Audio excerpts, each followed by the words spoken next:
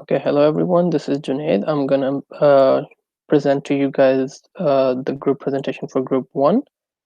So the way that we set it up is that on our main page we have three main portal options for the patient management, for the hospital staff, and for the inpatient management.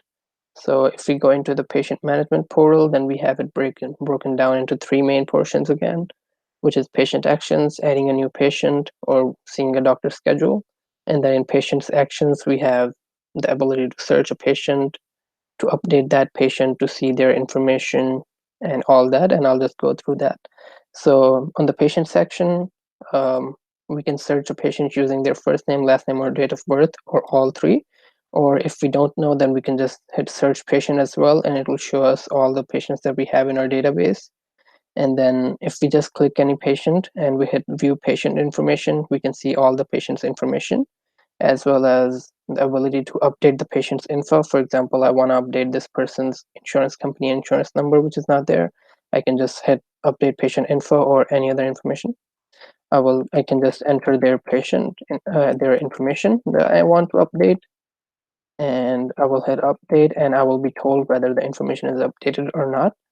In this case, it was updated, and now if I look at the patient information again, I will see that the information was updated for the same patient. Now I will also show you that the ability to search using the first name or last name. So I will search the same patient that I just updated, Belinda. So here we go. I just searched that one patient, and it showed me my results. And from here I can also see the patient's history, which is right here. And I will also show you that you can also search using the last name or the first name. I will search the first person. Here we saw that, and patient history, we see if the patient was ever diagnosed with anything, the patient's blood sugar, medication history, everything. We can see all that. And if we use someone's date of birth, for example, I will use Curtis's date of birth, and you will see that only that one person will be shown. So it is 07/03/1985 here, and we can again see this person's information. We can update that if we need to. We can see his history, and we can also schedule an appointment. We can just select a doctor that we want. We can select an appointment date. We can select an appointment date time. Let's say it's going to last for 1 hour. And we just hit schedule appointment. And we're told that the appointment was successful. And you can confirm it if you want to. We can go into the MySQL, and if I look into the consultation, then I see that right here it is updated for 5/20. That's the one that I just added.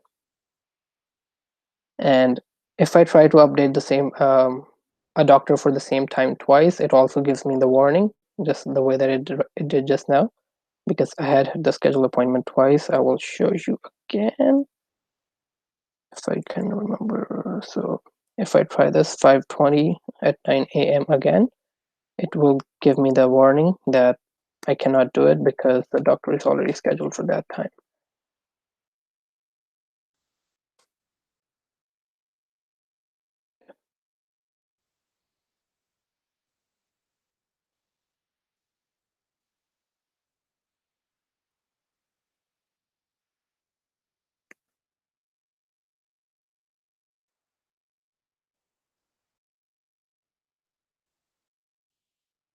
Right here, it just told me that it's a duplicate entry, and I won't be able to schedule the appointment. And if now let's add a new patient. So let's say that I want to add a patient named Joe Chad. I just enter all of his information, enter social,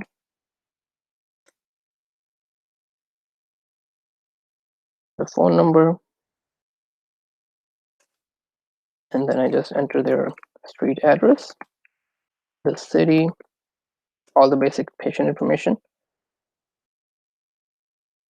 and then the state, zip code, Sorry. Blood group, if we know that, if they have any insurance, I'm just gonna put Aetna again. And I will hit add, and I will be told that the patient is added successfully. Now, if I want to see that, I can see that he is added. I will just search him over here, add Joe. And if I search it, I see that he is right here, and patient information is all over here. And I can also find him in my MySQL in patients. We see that Joe is right here. I just added him right here. And I can also update the information if let's say that I know what's his risk of heart disease, and his insurance changed, let's say, to United Healthcare. You can add that with a new policy number. I can update it, and I will be told that the information is updated. And then doctor schedule, we can, again, the same thing. We can either add all three options, or we can just hit view schedule, and we can see the schedule for all the doctors. Or now that I know a doctor's name, I will just add the name. And here, now I just see that doctor's information. If I can also add just their last name. That works as well. Or I can just pick a date. Let's pick 5/15. And now I just see the information for that date as well. So now going back to the main page, let's look at the hospital staff personnel's portal. Here, the main page is the staff actions, which where I can view all the nurses, view all the physicians, all the surgeons, or as on the previous pages, I can also search using their name or date of birth, or I can just hit search staff and it will show me all of the options. The same thing with all nurses. It will just show me just the nurses, physicians will show me just the physicians, and then surgeons will just show me the surgeons. Hitting view staff information on any one of them will just show all the information that we have for that person. For example, for nurses, we have the salaries and grade levels and experiences. It will show us that. If I, let's say, select a physician, it will show me the physician's salary and their specialty. And then for surgeon, it will show me their contract type and for how long they're here. And then if you want to schedule a shift for any of the personnel, it's the same thing. We just search that person over here. We just select that person. We select the time and date that we want them to be scheduled for. Let's say 12 p.m. up to 8 p.m. And I will hit schedule shift.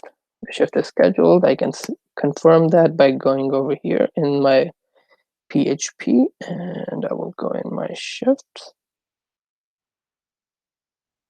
I see that I just did for May 17th, I did 12 to 8 p.m., which is 20. It is here, and now if I look in the staff shift, we will also see an column for staff ID 5 for my bad, the shift ID 5, and it was a staff ID 2, which was a nurse Beatrice Birmingham. You can confirm that as well if you would like. You can go to staff, and we can see that the staff 2 was in fact Beatrice Birmingham. And then the same thing as with with the patients, we can update the staff information. If it changes, if the person is no more employed, we can just select that it's not employed, and it will update it in our staff columns. We have an option which says employed, which is 1 for if they are employed, or 0 if they're not employed anymore with us. I will just update Beatrice, and we will see that it will actually get updated.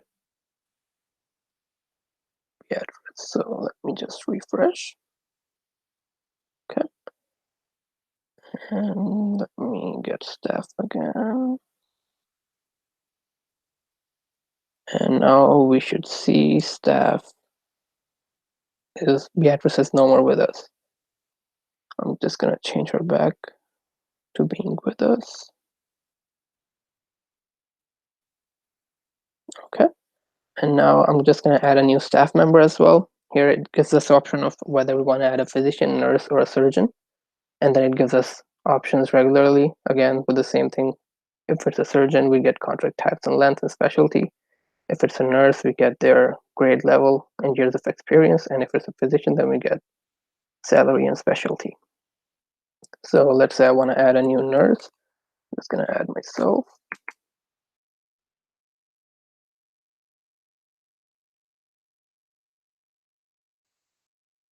That is, DOE is our when we started. I'm just going to add 0201 of 2018. Social security number. Then a phone number. We are employed. Salary, I'm going to say 30,000. Grade A, years of experience 2. And I will hit add, which will tell me that the staff is inserted. And it was a nurse, so it also told me that the nurse has been inserted. Now, if I go into staff actions, I look at all the nurses, I see myself over here. And I can also see myself in staff right there. And we have a separate nurse column just so that we can have the information over there as well. And I see myself over here as well. And now I'm just going to show you that the removing the staff person. So we just select the person over here. We hit view staff information and we hit remove. And the person is deleted. It tells me the name of the person and then it deletes that person. Now if I hit view all nurses again, we see that it is deleted. And even if I go over here, I see that I am deleted from both the staff and the nurse. Now, if I want to see a staff schedule, same thing again. I can enter their first name, last name, or date of birth, or I can just hit view schedule to see everyone's schedule. We see what time they start. 00 over here is 12 a.m. And we see what time they're working, what dates they're working. I will now add a first name, Constance, let's say. We see that person's work, what time that person is working. And now I'm just going to show you the date as well. Let's say 5/17. And I see all people that are scheduled for that time as well. Now I'm going to go back to the home page to show the inpatient management. So inpatient has more stuff than other portals. Here on the main page, we have the option of searching a patient who's already an inpatient. Again, the same thing, we can search them using their first and last name or date of birth, or we can see all of them. We can see their patient information. It's mostly the same except the admission date. Now you see what time they were admitted. You can remove the patient. I will remove, let's just remove this person. Before removing, I will just show you the updating the patient information. Let's say that rather than that date, they were actually admitted on this date, or they changed their insurance. I will just hit update. The patient is updated. Right here, we see that they're now Aetna, and now I'm just going to remove, and it says the patient is deleted. Now, if I hit search patient again, we will see that Ingrid is no more here. And even in here, if I look in my inpatient patients, we will see that Ingrid is not here anymore. And it also deletes us from the main patient page as well.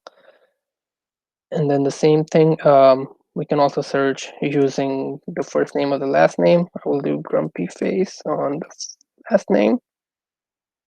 We see that that works as well. And if, let's say, we have a new inpatient, we can add that as well the same way. I'm going to add myself once again.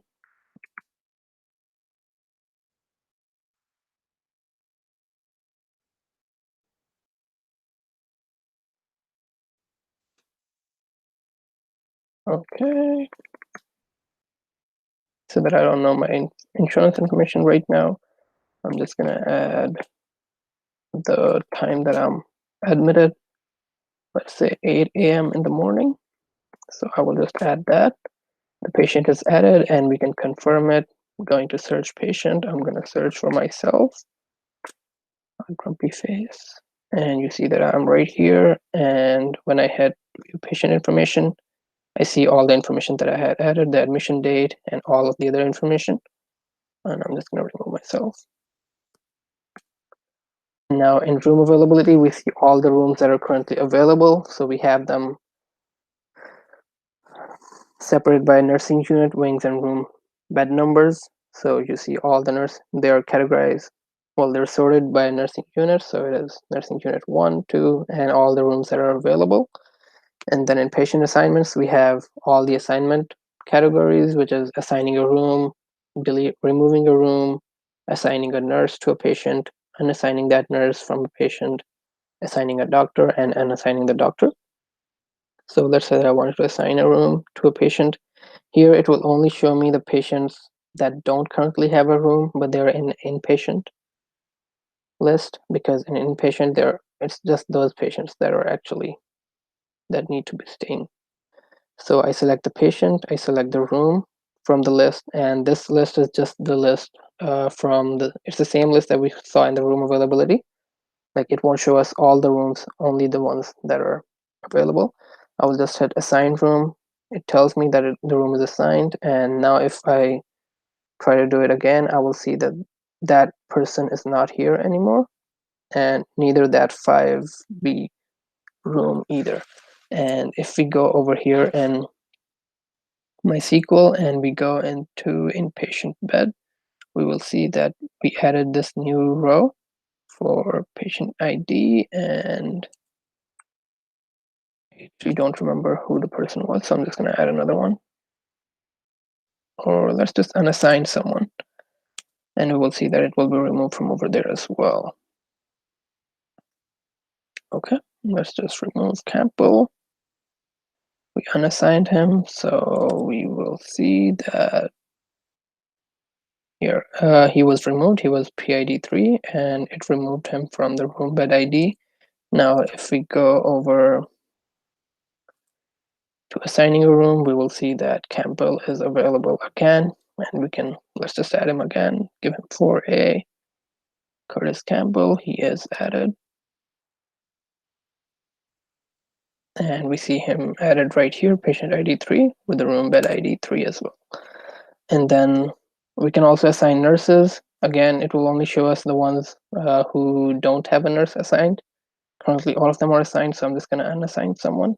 Let's say Abigail Anderson, who is being taken care of by Aaron Appleby. I'm just going to unassign that nurse. It is successfully unassigned. So I'm going to go to assign nurse again. Let me just show it over here as well. Inpatient nurses. We see that currently we have 1, 2, 3, 4, 5, 6, 7, 8. And that's the same amount number that we have over here, 1, 2, 3, 4, 5, 6, 7, 8. And now I'm just going to assign the one person who I just unassigned as well. So I just picked the person. I picked whichever nurse I wanted to be assigned to. I click assign nurse, and it tells me that whether it is assigned or not. Now if I look at it again, we see that he was just added, patient ID 10, and the nurse ID was 2. Okay, let's just unassign him again. And I can also assign a doctor to the patient. Here again, it will just show us the patients who don't have a doctor assigned to them. These are the ones that I just added while going over the web page with you. So these 3 obviously don't have a doctor assigned to them right now. I will select Joe Chad, a doctor for him. It is successfully assigned. We go to patient physician. And so if we go to their respective table, you can see that he is added. It was, I believe, 212 or 215, I believe. Let's just unassign him, and we will see who it was. So here, when you hit unassign, it just shows you all the patients and who their doctor is. I'm gonna try to find Joe Chad. Here he is. Gonna unassign him, and I believe he was 215. And there we go. 215 is removed. It was sorted via SID number. So 215 is remove the person, and then we can also do see surgery schedules. And here again, I just combined all the requirements that we had to view the surgery schedules and made it more dynamic. Now we can not only do just by room or by date, we can also do by surgeon, by room, by patient, and by date at the same time as well, or we can just look at all of them as well. So if I just hit view schedule, it will just show me all the schedules that we have, all the people that we have scheduled. We can see the doctor's name, who is performing the surgery, on whom, what type of surgery it is, where, just the anatomical location for more information about it, which room it is going to be in, the date, the surgery start time, and the end time. And now let's do it by doctor. So I'm gonna do use case. If I just do that, I will just see surgeries that Eustace is doing. Let's see that I just wanted to see the surgeries that he is doing on Belinda.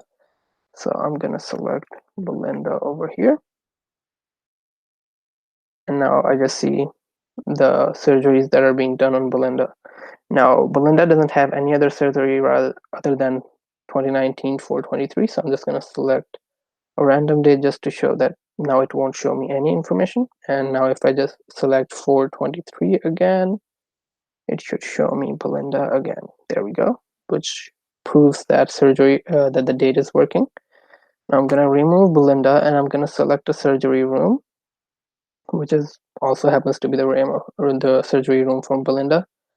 And also select another surgery room. We see the surgery that is being done in the other room.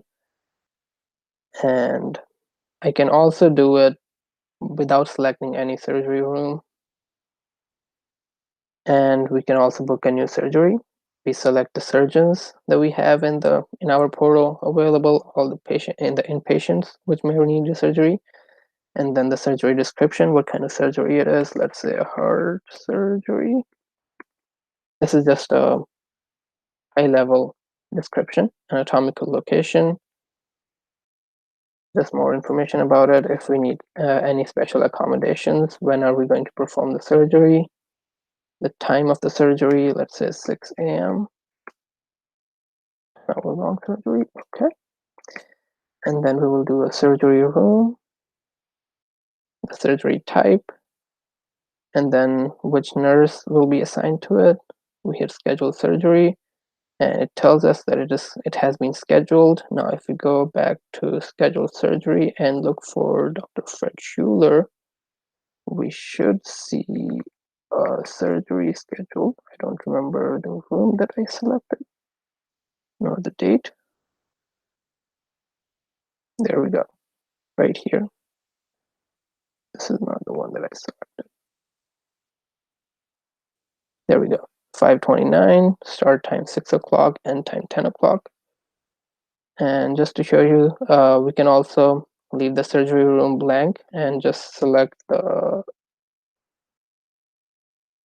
patient or anything else. I don't remember. And we don't really have to enter the whole patient's name as well. We can just do half the patient's name as well, and will still show us all the information, which is something I added.